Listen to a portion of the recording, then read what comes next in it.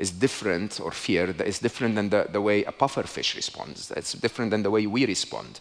And it's also going to be different than the way a machine responds, right? So, fear for a pufferfish makes it puff, right?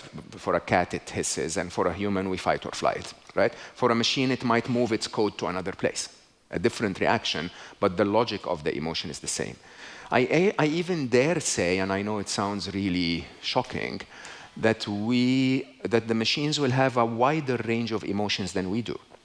And the reason for that logic is we have a wider range of emotion than a goldfish because we can understand concepts like the future, right? And so we can ponder emotions like optimism and pessimism because we can have an image of the future. A goldfish doesn't do that, right?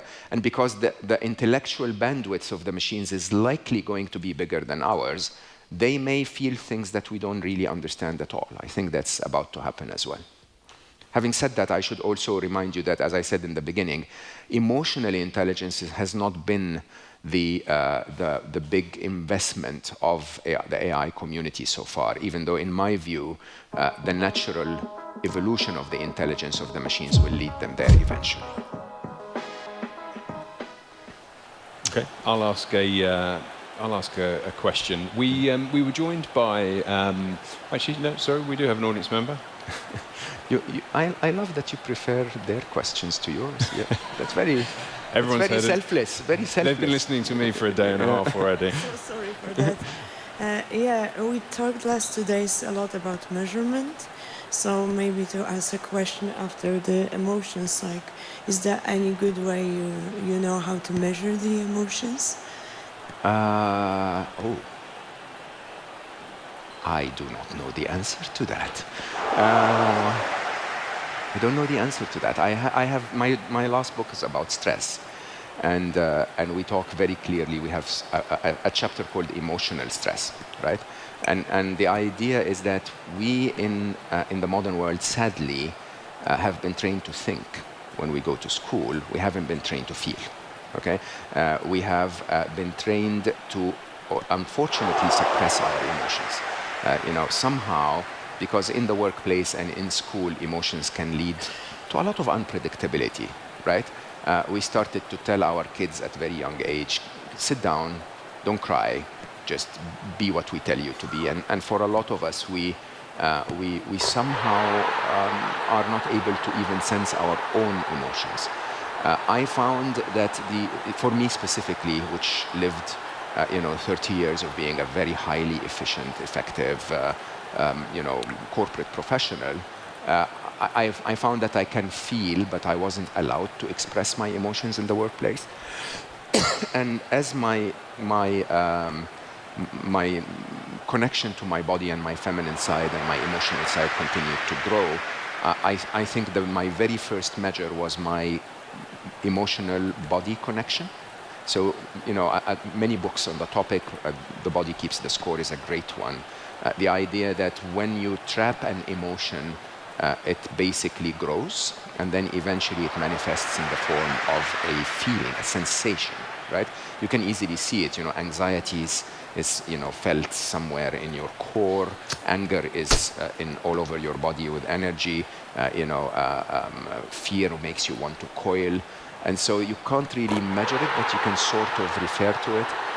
My co-author in Unstressable basically uses a technique that she calls the which, where, why, and what. Which, where, why, and what, which is sort of a form of a meditation that she recommends you do every evening before you go to bed, where you can sit with yourself and say, how, which emotion am I feeling? Is this jealousy or anger? Is this fear or anxiety? And so on.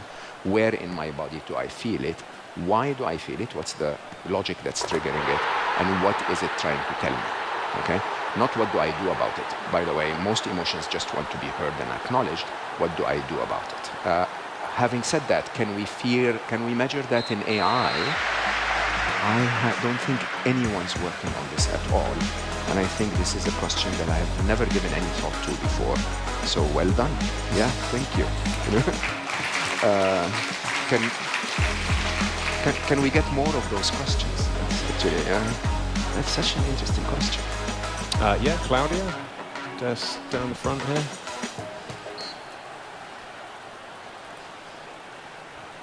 We heard yesterday about how irrational we are as humans. Yes. And in our business, we're always trying to use research or any other methodology to try to predict consumer behavior.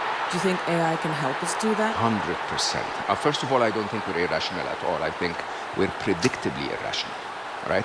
So because we are a very complex machine that takes a lot of input and parameters, and because our situation is always in flux, our behaviors seem to be irrational, right?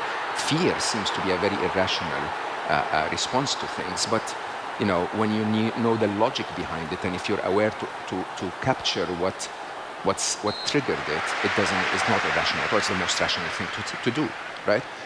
The thing about AI is that the way we teach AI, believe it or not, is to actually observe patterns without judgment, which is such an interesting thing that humans are not capable of doing, right?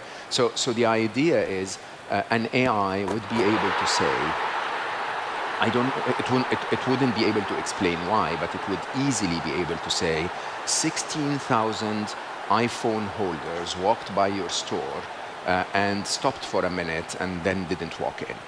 It can do that. It has all of that information, right? And basically, it can also tell you, and by the way, when you had green in your window, 6% of them walked in, okay?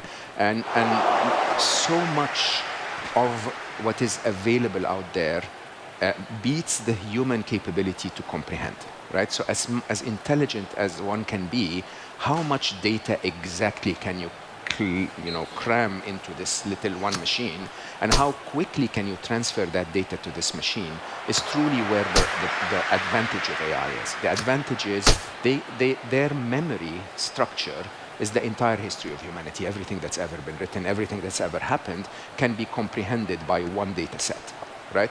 And they communicate that data set between them in a matter of a microsecond, when it would take me half-an-hour presentation to communicate it to you, right? And perhaps a day to prepare the presentation, right?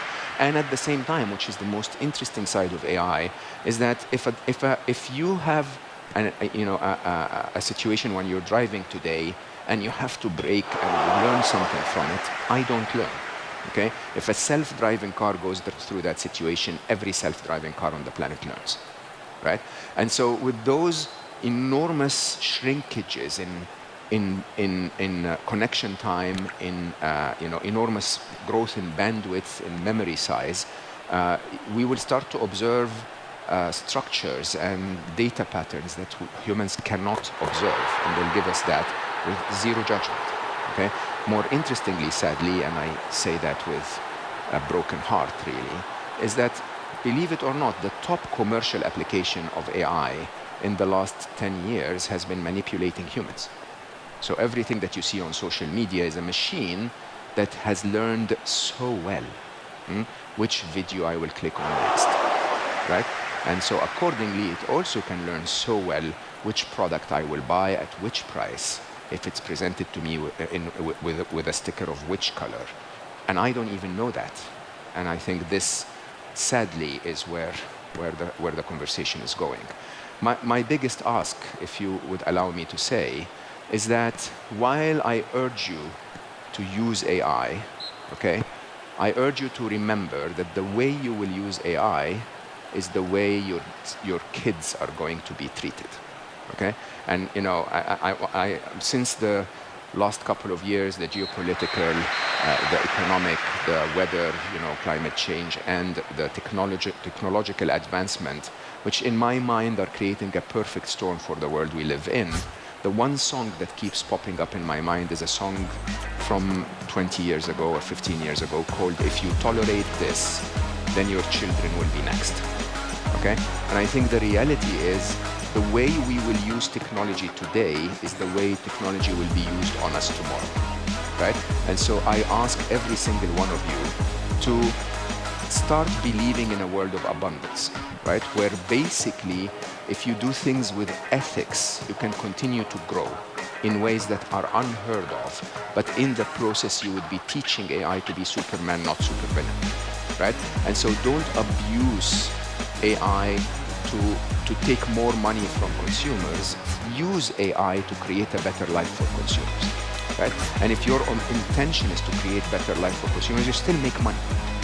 And you know, when people ask me about the threat of AI and what can we do about it, I answer with one word.